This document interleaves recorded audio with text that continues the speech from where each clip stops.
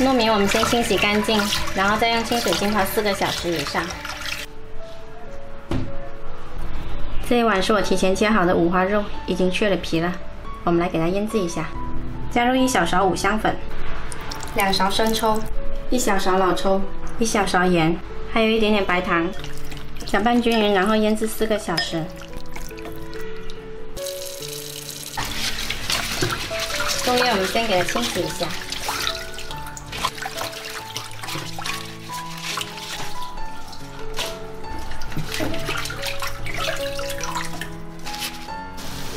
洗好了中药放到开水里面焯烫一下，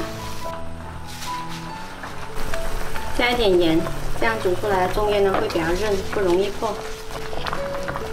大概煮个2-3分钟就可以捞出来，泡一下冷水。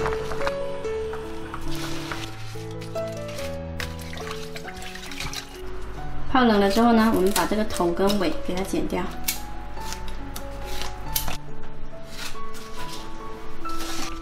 然后给它沥起来，沥干下水。泡好的糯米我们给它倒出来，沥干水。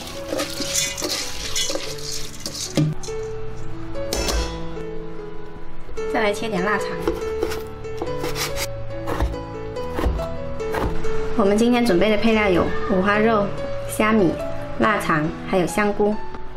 沥干水的糯米里面，我们加入一些豌豆或者花生米，然后再来加入1勺盐，还有3勺生抽。给它搅拌均匀。好了，我们可以来开始包粽子啦。我们先拿2片叶子，给它窝成一个漏斗的形状，往里面填入1勺糯米，然后把配料加进来，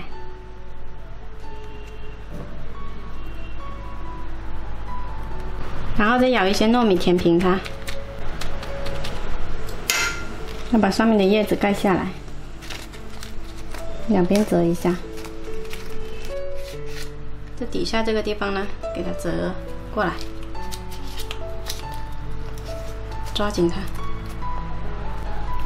再用绳子给它缠紧，也不要勒得太紧，要不然等会煮出来不好看。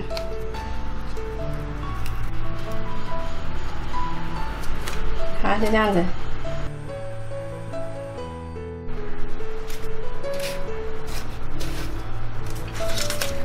包好了粽子，我们放到电饭锅里面来，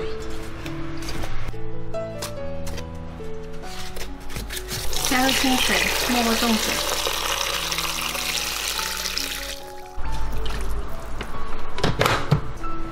选择蒸煮键，煮1个小时。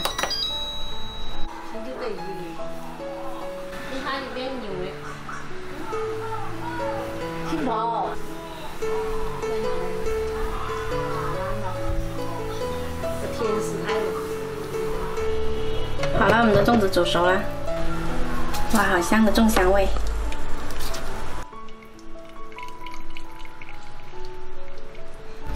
我们打开一个来看一下，